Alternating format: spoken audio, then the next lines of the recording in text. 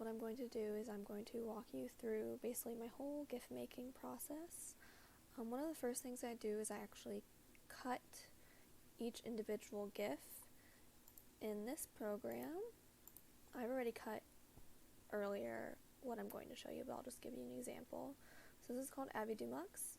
It's a free program for both Windows and Mac, and basically it just lets you cut TS files, which is mostly what I did use it for in the beginning, but now I also use it to cut MP4 files. You just change the output format to MP4, so I mostly use this when I cut like dramas and stuff. So, and then my configure settings, I just have a slightly higher mux rate. I'm not sure exactly what that does, but when I first started, I used the default, which is like 12, and I thought everything still looked a little bit grainy, so I just upped it to 15, and that's where I keep it, and it seems to do the job. So basically, you just open. I downloaded the whole music bank file this morning, so I had the whole thing basically open already. So basically, what you do is you just, I'll use OneWe. You just go into the file, it loads it, and then I just basically do this, and yeah, this is a good start. So find the close-up that I want, you hit this, which is basically set start marker, and then these arrows tab you across, and then basically when I want it to end, I just hit the B, which is set end marker, you hit save, name it what you want. I usually name it like who the person is and the number 1, and just do like, for example, Younghoon 1, 2, 3, 4, and then I have 4 basically GIFs to make. So I use AviSynth.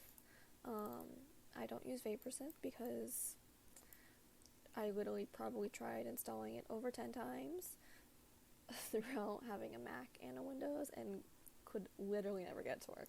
So I do use AviSynth because that's Windows only, and it installed so much better for me. So it is a little different. It's not, I think, as detailed with some of the things you do, but base stuff is the same. So I just go into my file. For newer TS files, you have to use this lossless one. It will not work on your normal because of how they're saved now. But anything else that is an MP4, whether it's just a YouTube video or a drama, will work on your normal web one. But for TS files, you have to use lossless. And then I just let it run.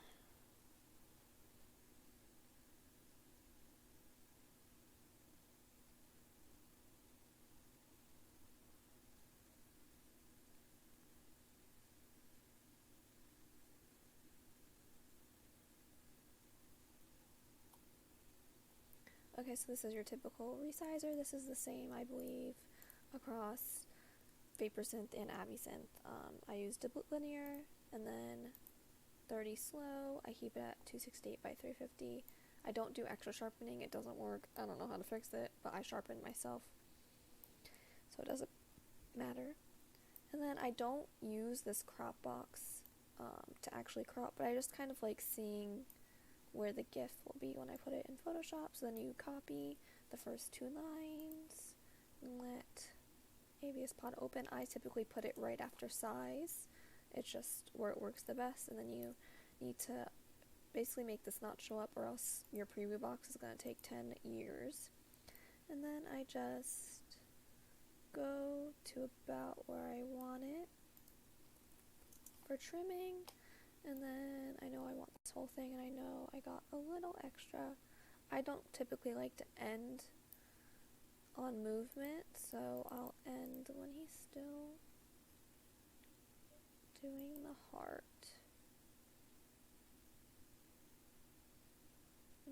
I'll just end at 130. And then you unhash mark this, and then you unhash mark this. This will take a little bit because TS files do take longer to go through AviSynth and VaporSynth than just a typical like drama scene, because it's a bigger, high quality file. So for the first one, you can't really do anything about it, but when I'm like getting ready to do the next, I'm typically also working in Photoshop while letting this run because it just saves so much more time. Okay, that took really long, but I'm probably gonna edit it out so it takes so much shorter, so you're not just sitting here listening to me breathe. So then I go to video frame to layers. I have it defaulting to where it shows up in my temp file, and then you click on video, and then from beginning to end, make frame animation. I just let it load. And then here we are. So I purposely let this one long. I'm going to split it because he didn't get that many close-ups because he's still injured.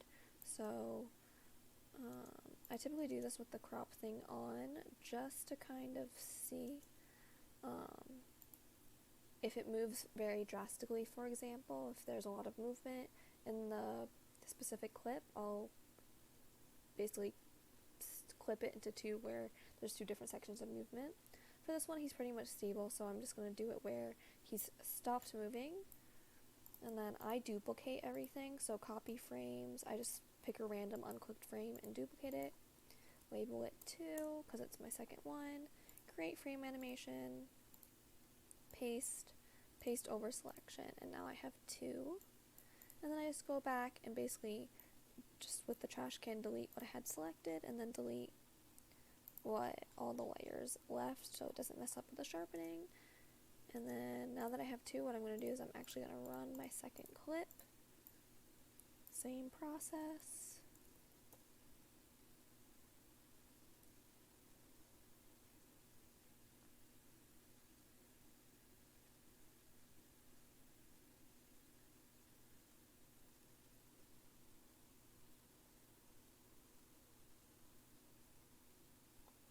And just do the same thing. 30 slow, and then just fix it so I can kind of see where he'll be in Photoshop.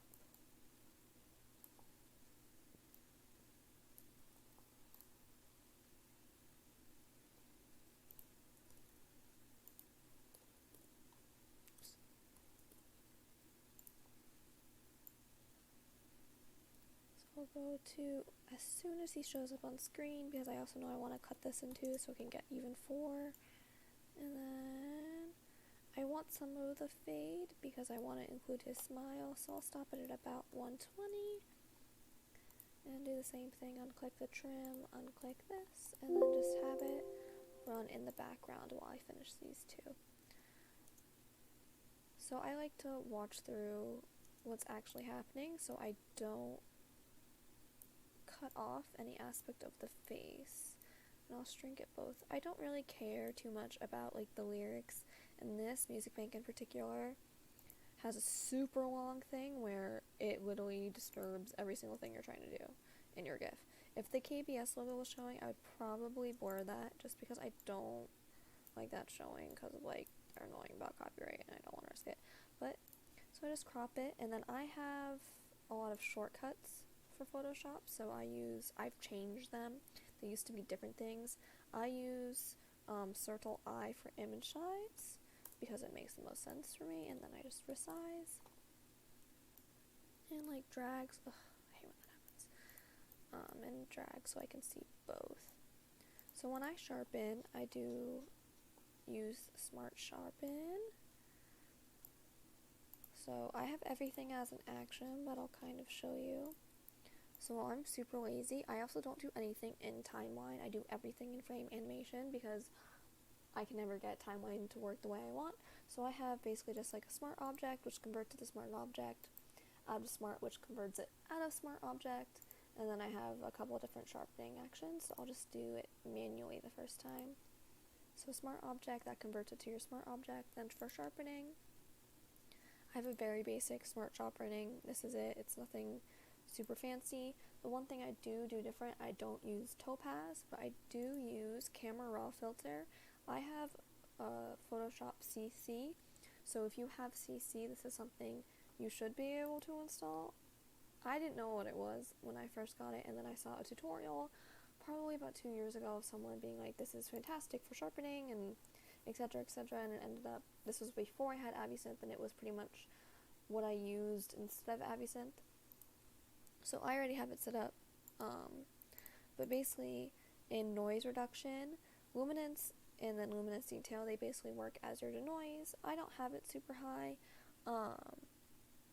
because AviSynth does clean it up a lot, but if I wanted to make it higher, for example, I could take away some more of the details. I typically have it about 20, just because it does enough without being too everything in detail.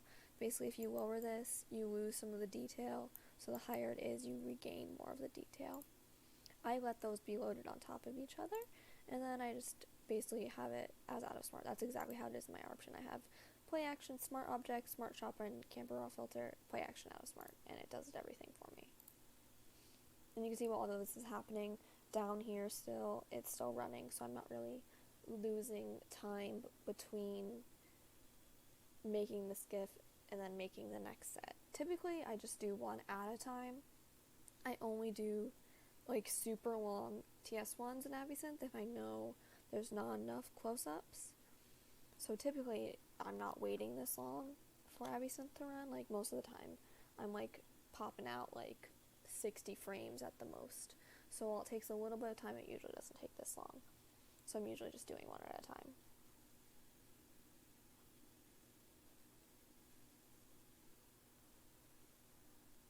And this does, when you add camera raw CC, it does make it run a little slower, because it is similar to Topaz, and that's literally sharp, like cleaning up the file, but it does run a lot faster than traditional Topaz. Topaz, when I had used it on my Mac, it would take me like anywhere between 4 to 6 minutes to Topaz one file, and when I switched to camera raw CC, it would take me like a minute. So it was a very large improvement. When I used to use Topaz, like, I literally could like leave the room to like get food and come back, and like it would still be running. But my old Mac also just did not run well, so that was probably part of it. So then once it's out, I have it set so my frame rate is set when it comes out. I use 0.06 for everything. The only time I don't use that is if it's super small, like under 20 frames or less. I will use 0.08, and I have an action basically to fix that. So I'm just going to use my action this time, but it basically just does everything for you. I recommend actions a lot. It streamlines your process so much so you don't have to remember everything you do. For some people have actions for like cropping and stuff like that. I don't believe in that, just because I am so particular about where things are on the screen, so I could never put an action for cropping. But definitely for stuff like sharpening or a camera on Topaz, definitely make an action, just because everything will be moving so much faster. Also, I've been doing this in real time, so I mean, I might cut out some stuff so it doesn't seem as long, but it's been about 10 minutes, and that's typically pretty accurate. I think I would be a little faster if they weren't so long, because that's really slowing me down, but it typically takes me about 20 minutes to make a gift set, 20 to 25, depending on how intense the gift set is. For this one, it's like, 95 frames, half of 90 is 45, so I'll just go a little above. That's how I do a lot of my gift sets. If I need to split a large file, I will straight up just use my phone calculator and be like, what is like 250 divided by 4, or something like that. And that's how I figure out how many frames each things will get, unless there's like for example, it's like a C drama, and in C dramas there's particularly a lot of scene changes. Like, we'll get a close-up, close-up, close-up, back and forth, back and forth. If it's something like that, I will just follow the natural progression of close-ups, because it makes it 10 times easier on yourself while gifting. If there's not that happening, like if you're in something like a TS file, or even a music video goes back and forth a lot, but it's something like a TS file, I don't like that. My undo is Ctrl Z, but I do not like that. I'm too far over. My whole guideline with gifts is I don't like putting the person out of frame too much, unless I have to, like if there's a lot of movement. But this is super, I don't like that either. This is super stationary, so I don't want him to be out of frame if he doesn't have to be out of frame. I'll sometimes do that too. I will continuously crop until I get how I want, because sometimes you think you're doing it right, and you're not. For this one, he's super stationary.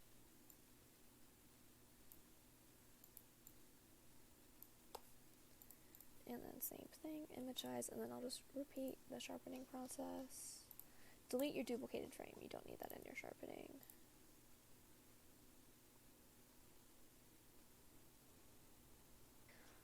Once you're done, I just do the same thing.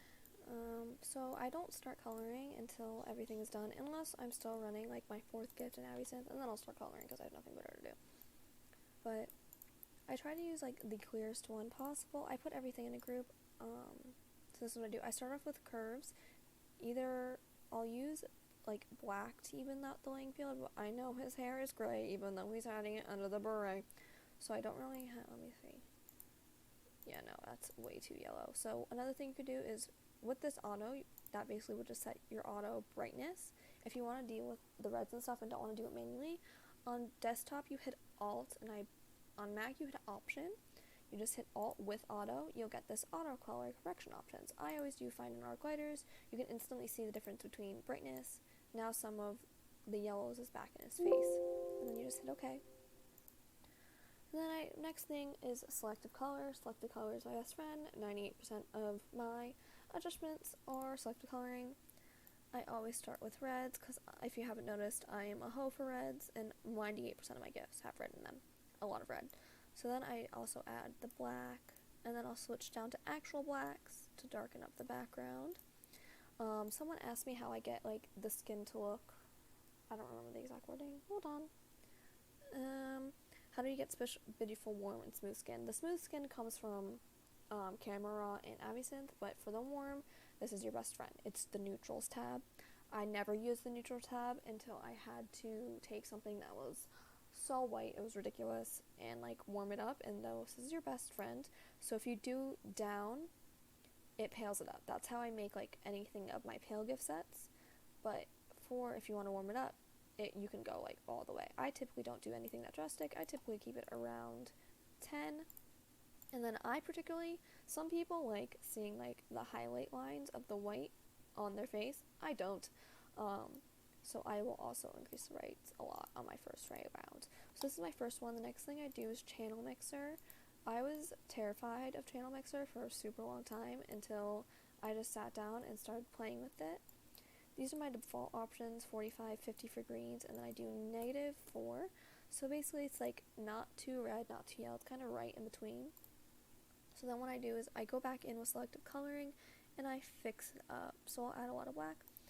I'll add in a little bit of yellow still, and then I'll also add in a lot of red. And then I'll go back and like lightly touch up the other things to keep giving it like warmth basically. And then I will also like run it through while I'm doing this to see if the lighting impacts anything.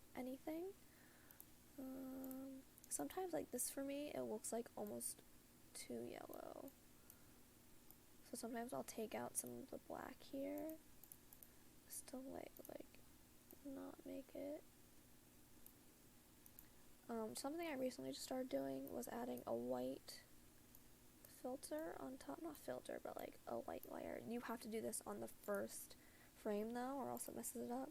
I literally just add a solid color of white, go to soft light, and then go to 50.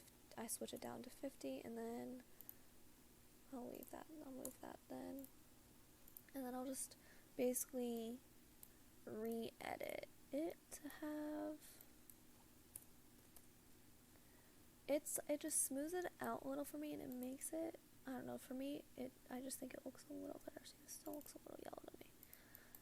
I like red, I don't necessarily like super yellow.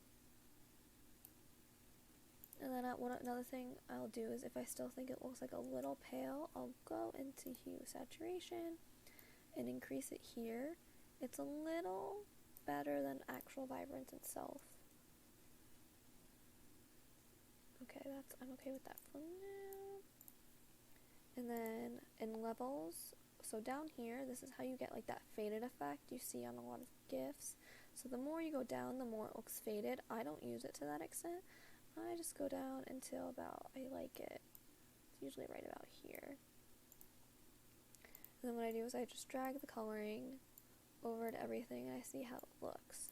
So on these two, it's a little white out. So I can see on these two in particular, it looks lighter than I would want it to be. So what I do is I just add basically a little bit on top of it to make sure he doesn't look super pale. That's something I want to avoid. So now between that and that, he looks a little darker. Does this one need it? Yeah, I'll just drag it on all. Sometimes I just drag it on all of them and like say the hell with it. Okay. And then I also have a shortcut for saving, which is Ctrl P, and then that's just my save for web. And I basically would just go through each one and make sure it's all under. Like this, for example, this one isn't under, it's 3.08. I know Tumblr upped it, it still looks bad. I only do it if I like really don't want to crop the frames out, which is typically like in a 540 GIF. For live stages, I typically don't mind, especially if it's longer. Like that, deleting 2 frames got it under, so that's 2.98. I use selective and pattern, and then quality by cubic, but I don't know if that does anything. And then I save. I don't save anything particularly special, I just save it by like the group and then what number GIF that is. So like that's 17, and then I'll do 18, 19, 20. And do the same thing for all 4. Like this one's a lot bigger. So this one's 3.6, but it's also 62 frames. So what I'll do is, because he holds the heart for a super long time, I'll just like straight up cut from this. I don't delete layers when it's already done because there's no point. And then I'll see where I am. So now it's down to 3.1. Typically how it works is it's about like every 2 frames you can get it down like 1 point. So like this is 3.1, so I could probably delete like 2 more and be almost under, I'm thinking. Or be completely under. Yeah, I'm almost under. So I'll delete 1 more from the end. And this is basically just what I do when it's over. I just go and delete frames from the front and the bottom and the back, because I don't want it to be too heavy on either side. Unless there's particularly like one area with a lot of movement, I'll take out a lot of movement and just focus on the simple. So yeah, I had to go from 62 to 51, so I basically had to take out 10 frames. But I do that a lot. Sometimes I purposely start with a longer GIF just to see how much room I have to play with. These I should be okay because they're both under 49. For TS files, it does take up more space than typically an MP4 file. You can typically get more out of a MP4 because it's compressed so much more. So that, like, if you're doing like a 268 by like 268 set, you could probably have 60 frames and be fine. It's only with TS files you're really fighting with your size along with any GIF that you make, like 540, because it's just so large. It just hates you. So yeah, once everything is saved, I'm basically done. That took almost 20 minutes exactly. I started this at like 4:22 and now it's 4:43. So basically takes me 20 minutes to make a GIF set. Usually I make several in a row, just to like knock them out, and then I'll like sporadically post them once I'm done. But yeah, that's it. If you have any questions, please let me know.